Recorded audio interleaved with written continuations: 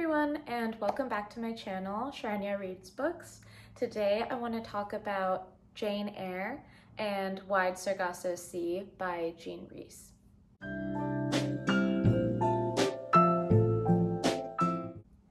While I was on vacation in January, I read Jane Eyre. Well, I reread Jane Eyre. I had previously read it in high school when I was a freshman.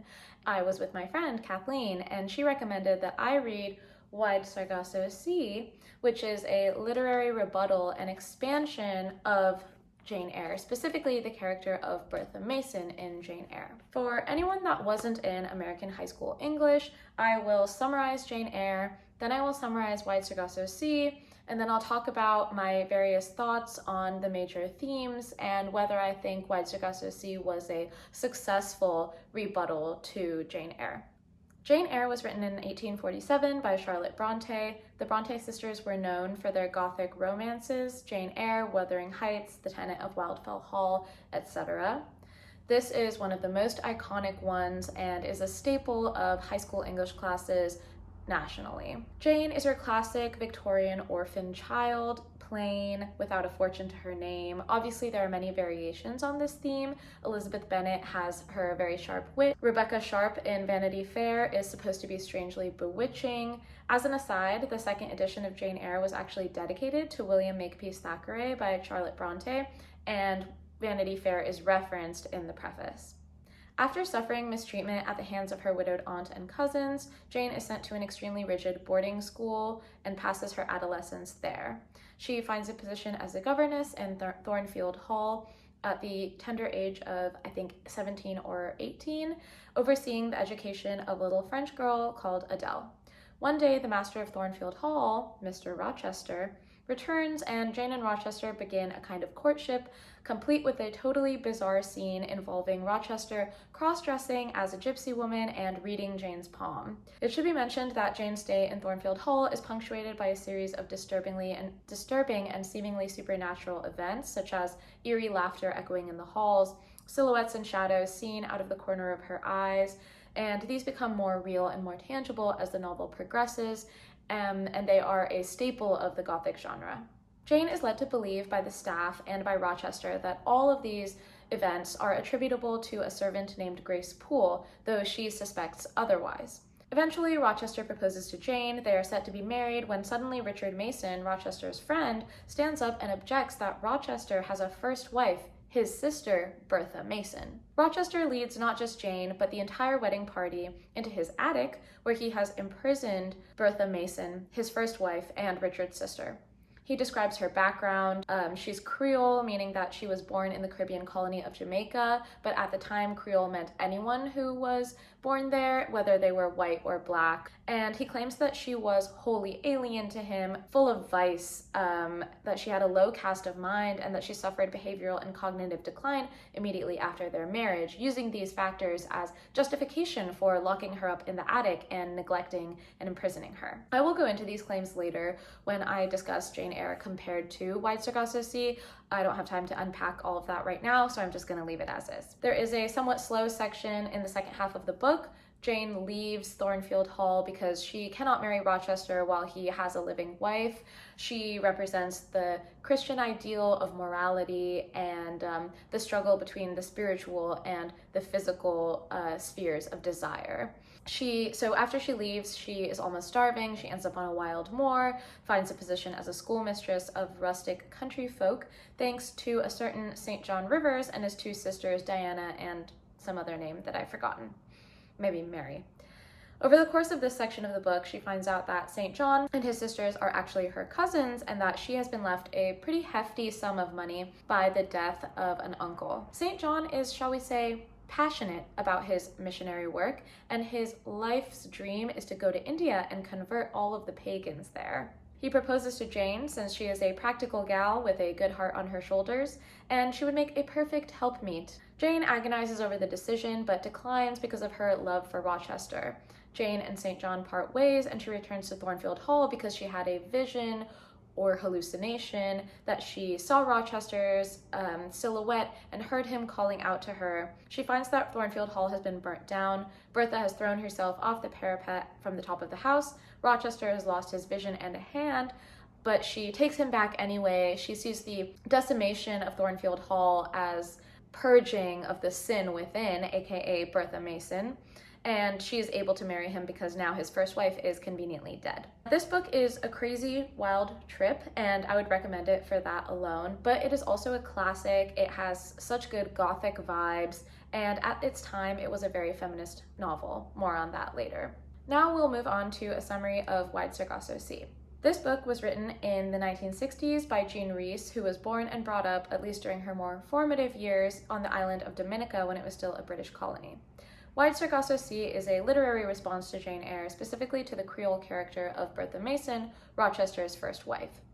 The main character of Wide Sargasso Sea is Antoinette Causeway, whose father died when she was very young, shortly after the emancipation of slaves of the British Empire, so around 1830 or 1840. Her mother is unused to running a household on such a straitened income. She neglects Antoinette and leaves her handmaid Christophine, who is a woman from Martinique, to take care of Antoinette and Antoinette's brother. Eventually, her mother remarries a certain Mr. Mason, and disgruntled villagers burn down their mansion estate called Coulibrey. After her younger brother dies from injuries sustained in the fire, Antoinette's mother starts to descend into insanity, causing Antoinette to be bullied by the other children in Spanish Town, especially the black children there, since she is also descended from slaveholders and is ostracized for that, understandably so. And she's then sent to a convent boarding school. We learn from Antoinette's point of view how the servants abuse her mother. Sexual abuse is implied, as well as verbal abuse. Her mother is insane and at this point cannot advocate for herself and rejects Antoinette, saying that she wants Antoinette away from her. She doesn't want to see Antoinette. Eventually, her mother dies and Antoinette is taken out of school. We then switch over to Rochester's point of view after he has married Antoinette. After knowing her for 4 weeks, 3 of those weeks he had fever, so we can already tell that this was mostly an arranged marriage. They don't really know each other, and the situation is ripe for miscommunication and more negative things down the road. Her stepbrother, Richard Mason, had created the arrangement, and somehow all of Antoinette's money is now Rochester's. They are now on their honeymoon at one of the Mason estates on the island, and Rochester begins to suspect that his wife's reputation and mental health are not quite as spotless as he was led to believe, due to insinuations by the servants and letters from a self-proclaimed half-brother of Antoinette. Rochester starts to call Antoinette by a different name, Bertha, and falls into patterns of emotional and financial abuse. He has an affair in front of her with a servant. He doesn't call her by her real name. He is cold and withholding towards her, and she has no money of her own to assert her independence because of the aforementioned arrangement of their union. Antoinette's deep-seated insecurities and paranoia and her precarious mental health all start coming to the forefront during this time, and they create a positive feedback loop with Rochester's behavior, seeming to confirm what he suspects, then he increases his behavior, etc. At the end of the novel, we come back to Antoinette's perspective, where she is already imprisoned in Thornfield Hall in England. She dreams of her life and freedom in Jamaica, and she has little understanding of how much time has passed since she's been trapped in Thornfield Hall. In the last scene of the novel, she has a dream of flames engulfing the manor, and she sets out to fulfill that vision and regain her freedom. So I've gone over the summary of both of those books. Now we will step into the analysis portion, where I compare the general themes both in Jane Eyre and in Wide Sargasso Sea. I think that Jane Eyre is very comprehensively covered in classrooms across the US, so I'm not really going to go into it, but I will get into Wide Sargasso Sea because I just think that it's fascinating. The first theme that I want to talk about in both Jane Eyre and Wide Sargasso Sea is the theme of feminism, specifically female agency and autonomy. In both novels, we are focused on the inner dialogue of disenfranchised and marginalized women. Jane is an orphan. She has no fortune in the beginning of the novel. She's seen as quite plain. Antoinette is similarly poor due to the Emancipation Act. She is an outcast because on the island of Dominica, she is the literal daughter of a slaveholder.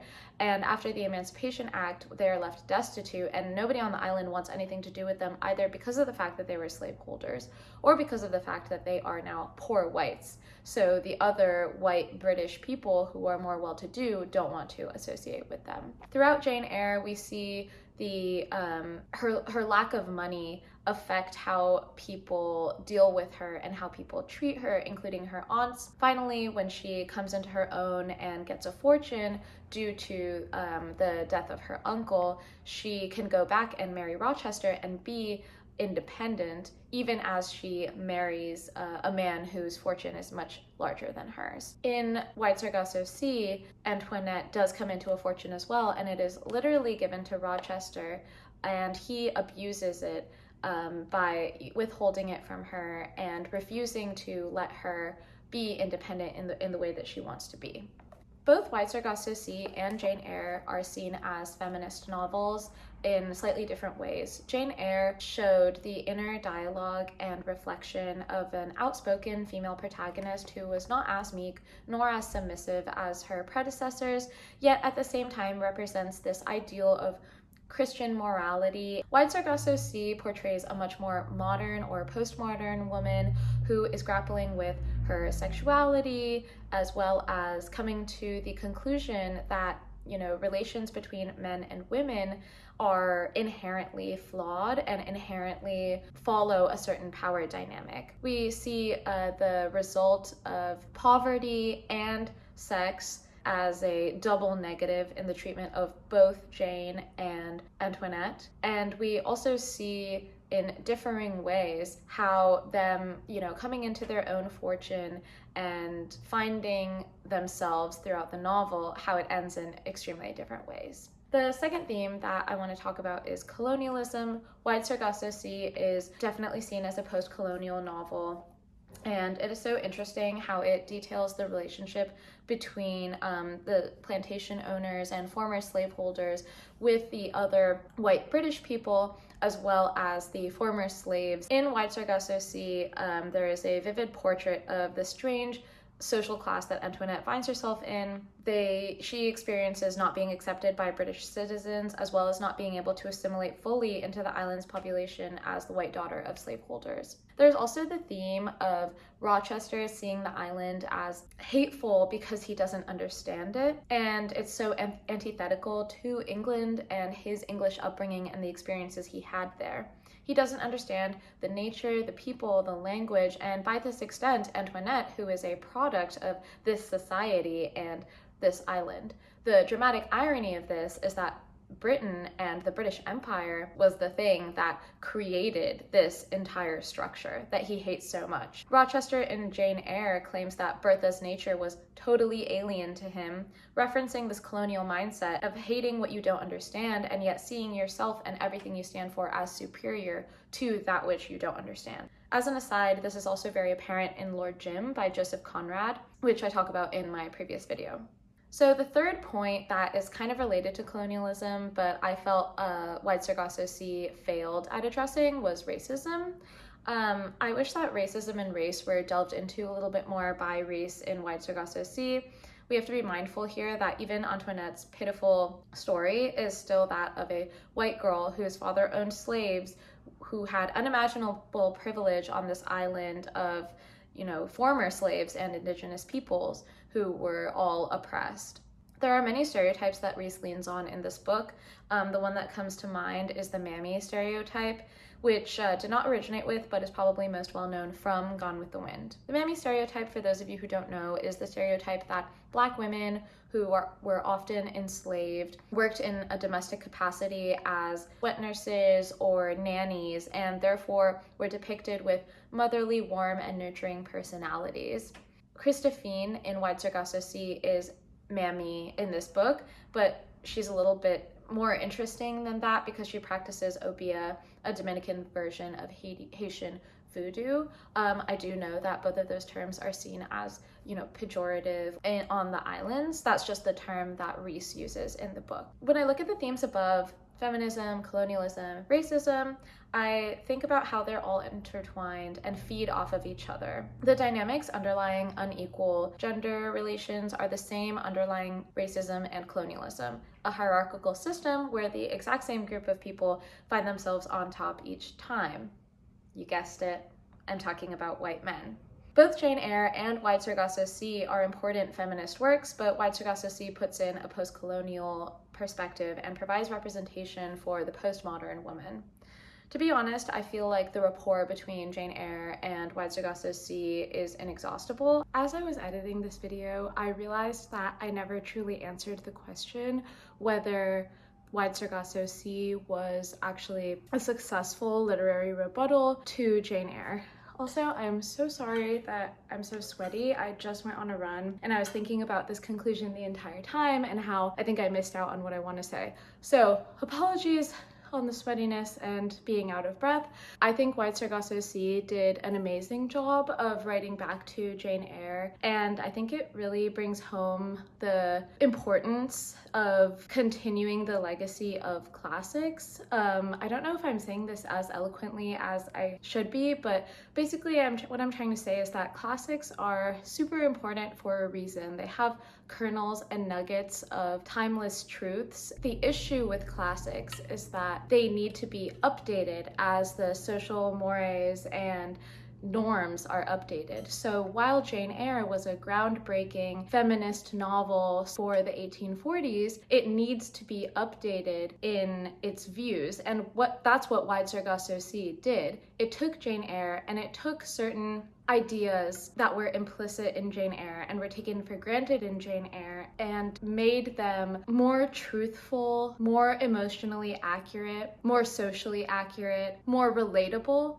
for the people of Jean Rhys's time and therefore our time, because Wide Sargasso Sea provides a bridge between Jane Eyre and today. I think even classics like Wide Sargasso Sea need to be updated in the current sphere. For example, what I talked about earlier before with the mammy stereotype and Christophine, that's something that today we understand, oh, that was an idea propagated by slavery and systemic oppression of Black and brown people to household domestic roles. We can take the character of Christophine and do a whole analysis on her, the practice of obeah, the other Black and brown characters in Wide Sargasso Sea, and that will update both Jane Eyre and Wide Sargasso Sea and add to the literary complexity and accuracy of the entire legacy of Charlotte Bronte. I think that something that would be really interesting in the future is to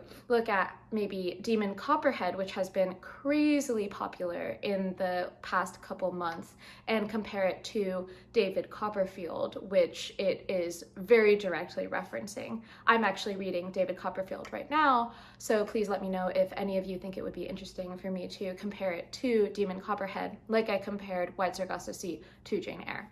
I encourage each and every one of you to read Wide Sargasso Sea, definitely, as well as Jane Eyre. I think Wide Sargasso Sea is a little bit more accessible, even though it reads like a fever dream. It's only 190 pages long and the language is a little bit more modern, but Jane Eyre is in and of itself a masterpiece. I think much of the work that the Bronte sisters did is very, very masterful, and they have beautiful writing. So highly recommend both Jane Eyre and Wide Sargasso Sea. I just wanted to get some of my more pressing thoughts out for this video and hopefully provide some content for anyone that read either one of these books and is interested in a little bit of a deeper dive. I was inspired to make this video by a video I watched. Wow, the word video just has no meaning anymore. But by something I watched on the channel Books by Linus. I think I am probably pronouncing that wrong and I'm so sorry, but I will link the video that I'm talking about in the description or below in the comments,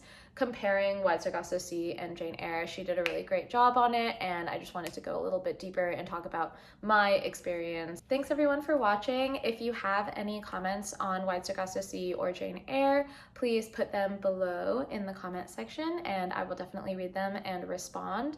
I appreciate all of you and I hope you have a great rest of your week.